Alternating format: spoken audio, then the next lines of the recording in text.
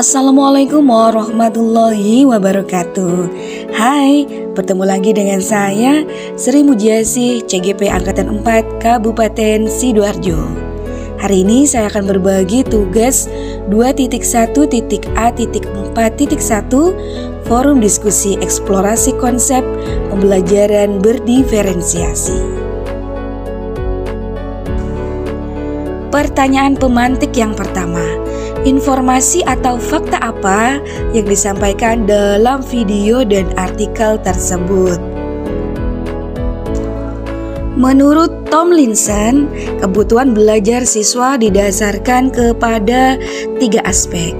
Aspek yang pertama adalah kesiapan belajar, kemudian aspek minat belajar, dan yang ketiga adalah aspek profil belajar.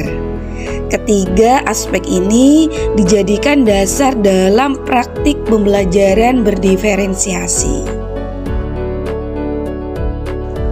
Adapun strategi yang digunakan dalam pembelajaran berdiferensiasi antara lain, yang pertama adalah diferensiasi konten, kemudian diferensiasi proses, dan yang terakhir adalah diferensiasi produk. Nah, berikut ini adalah penjabarannya masing-masing.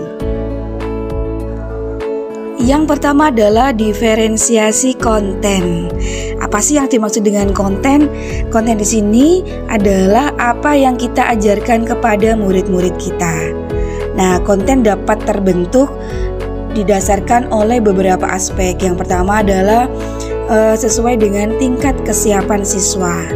Yang kedua, berdasarkan minat siswa. Yang ketiga, berdasarkan profil belajar siswa. Dan yang keempat adalah kombinasi dari ketiganya, yaitu kombinasi antara tingkat kesiapan, minat, dan profil belajar siswa. Yang kedua adalah diferensiasi proses. Diferensiasi proses di sini adalah bagaimana murid akan memahami atau memaknai materi yang akan dipelajari. Adapun cara yang dapat dilakukan untuk pelaksanaan diferensiasi proses, yang pertama adalah dengan melakukan kegiatan berjenjang. Jadi semua murid itu bekerja untuk membangun pemahaman dan keterampilan yang sama, tetapi dilakukan dengan berbagai tingkat dukungan, tantangan maupun kompleksitas. Kemudian yang kedua, dengan membuat pertanyaan pemandu atau tantangan yang perlu diselesaikan oleh siswa di sudut-sudut minat. Kemudian yang ketiga, dengan membuat agenda individual untuk murid. Jadi guru menyiapkan daftar tugas umum untuk diselesaikan oleh seluruh siswa dan juga menyediakan daftar tugas individual yang kemudian dikerjakan setelah siswa menyelesaikan tugas umum. Yang keempat, dengan memvariasikan lama waktu untuk menyelesaikan tugas. Dan yang kelima, mengembangkan kegiatan bervariasi yang dapat mengakomodasi beragam gaya belajar siswa, apakah itu visual, auditori, ataupun kinestetik.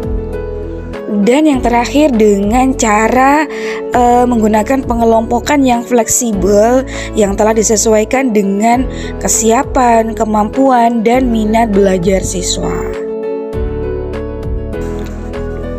Menurut Tomlinson, dalam merancang pembelajaran berdiferensiasi itu mirip dengan menggunakan tombol equalizer pada stereo atau pemutar CD. Nah, menurut Tomlinson ada 6 contoh perspektif kontinum dengan mengadaptasi alat yang disebut equalizer.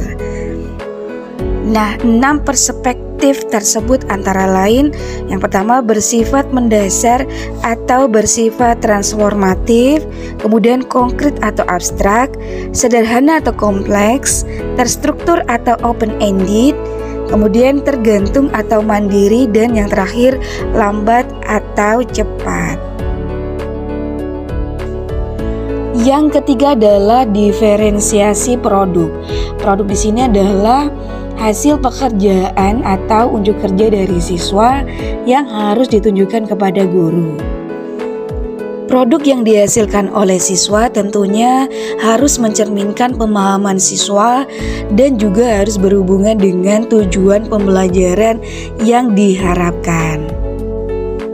Dalam video yang saya simak juga dijelaskan bahwa lingkungan belajar itu sangat mendukung pembelajaran berdiferensiasi.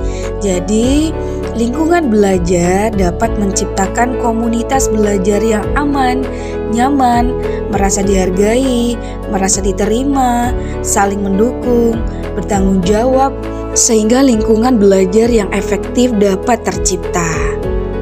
Oleh karena itu, lingkungan belajar sangat berpengaruh terhadap pengimplementasian pembelajaran berdiferensiasi.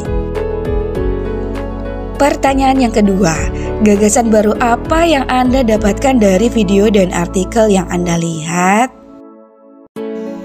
Hal-hal baru yang saya pelajari dalam video tersebut adalah yang pertama adalah aspek pemetaan kebutuhan murid.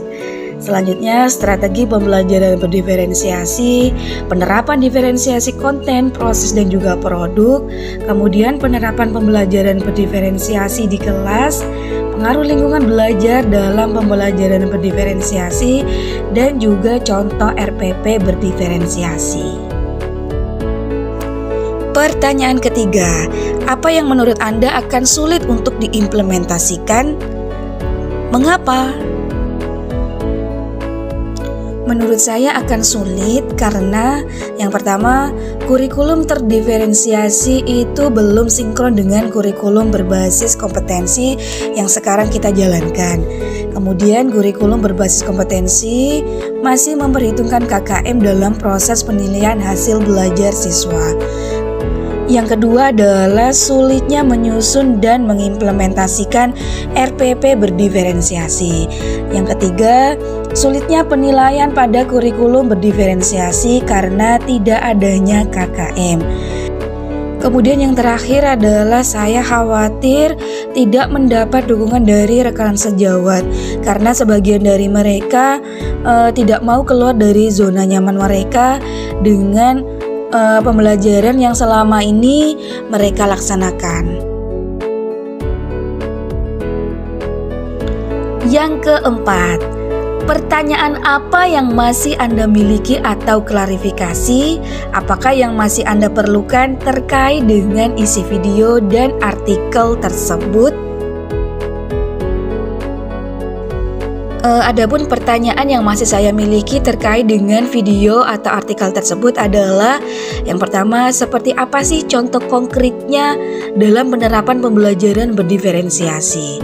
Kemudian yang kedua, bagaimana cara melakukan asesmen dalam pembelajaran berdiferensiasi? Yang ketiga, cara mudah dalam menyusun RPP dalam pembelajaran berdiferensiasi. Dan yang terakhir, model pembelajaran apa sih yang cocok untuk diterapkan dalam pembelajaran berdiferensiasi? Nah, demikianlah pemaparan untuk penjelasan tugas kali ini. Sampai jumpa lagi pada video tugas selanjutnya.